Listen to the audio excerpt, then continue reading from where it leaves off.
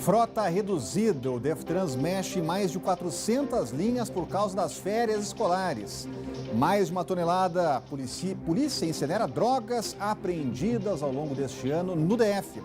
Congresso versus Supremo. Comissão da Câmara aprova projeto para impedir que ministros suspendam sozinhos leis que considerem inconstitucionais. Decisão só em plenário. Olá, eu sou Rodrigo Orengo e começa agora o Band Cidade, primeira edição.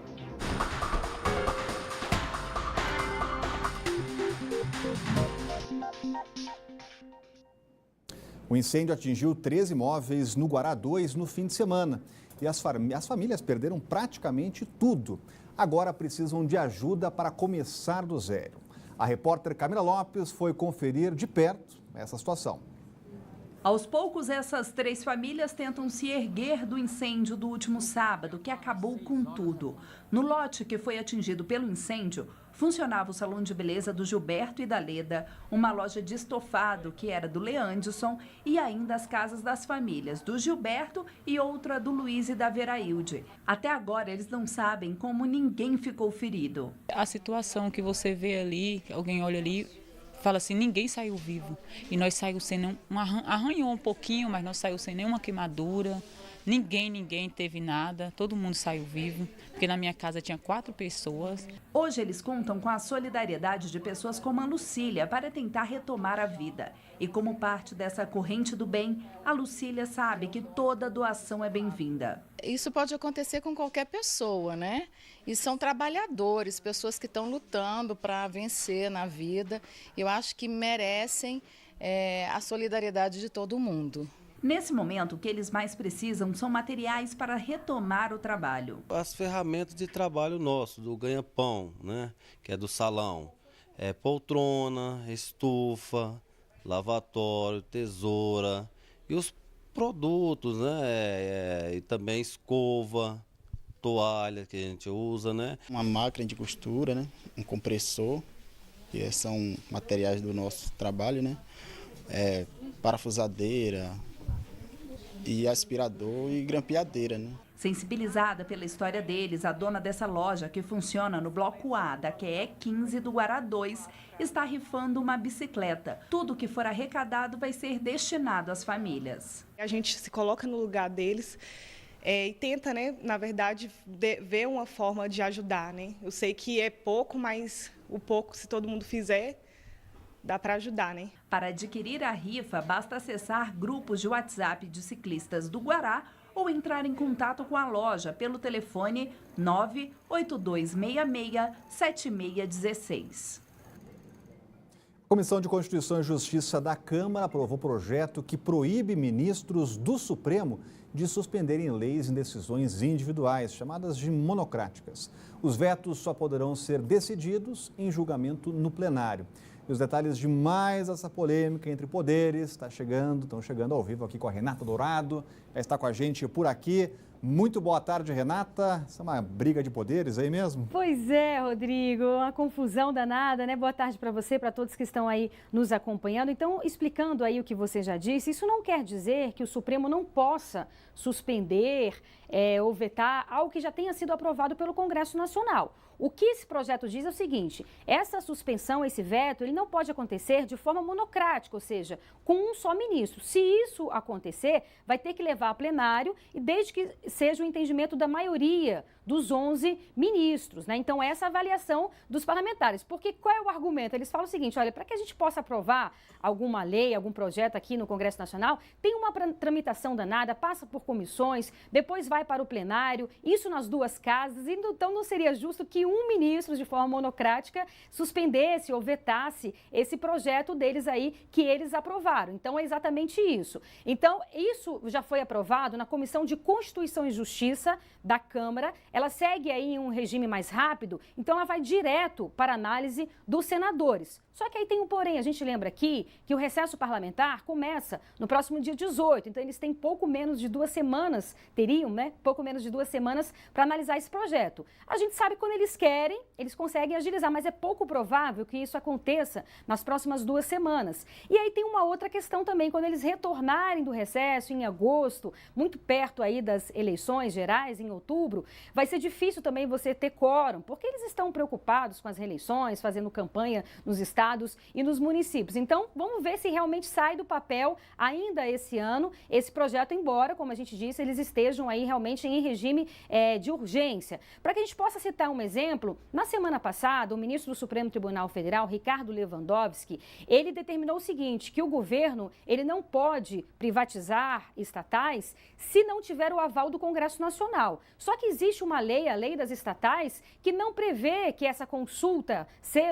tenha que ter essa consulta por parte do Congresso Nacional. Então foi uma decisão monocrática. Essa decisão ainda vai ser levada para o plenário do Supremo Tribunal Federal. No entanto, ela já está valendo a partir dessa decisão do ministro Ricardo Lewandowski. Rodrigo. Obrigado, Renata. Cláudio Berto já está com a gente. Boa tarde, Cláudio. Nessa parada aí, quem é que tem razão, Supremo ou Congresso? Pois é uma discussão que é difícil de se travar, né? Porque, afinal de contas, é preciso olhar o lado do Congresso Nacional. Uma lei, para ser aprovada, tem que ser proposta. Ela passa por uma infinidade de comissões. Uma delas é a Comissão de Constituição e Justiça, que discute a constitucionalidade da proposta. Depois de muito tempo de tramitação, muita confusão, bate-boca, etc. e tal, eles finalmente votam, aprovam a lei, o presidente sanciona essa lei. A lei frequentemente sofre vetos presidenciais. Esses vetos voltam para o Congresso, a lei volta para o Congresso, para voltar os vetos, se concorda com o veto do presidente ou não, derruba o veto ou mantém o veto. Depois dessa confusão toda, entra a lei em vigor. A lei em vigor também é usada para, enfim, no caso aí das privatizações, os sindicalistas que não querem a privatização, porque vão perder muitas das regalias que hoje têm, vão lá no Supremo Tribunal Federal e dizem que aquela lei lá, depois de toda aquela confusão, é inconstitucional, não pode ser usada para normatizar esse processo de privatização. Aí vem um ministro e toma a decisão de fato, isso aqui não pode. Aí, de uma canetada, ele torna toda uma lei letra morta. Quem faz lei é o Poder Legislativo e a Justiça cabe interpretá-la e cabe também cumpri-la. E é essa discussão, essa briga eterna entre o Poder Legislativo, essa disputa que existe do Poder Legislativo e do Poder Judiciário sobre, afinal de contas, quem é que manda mais.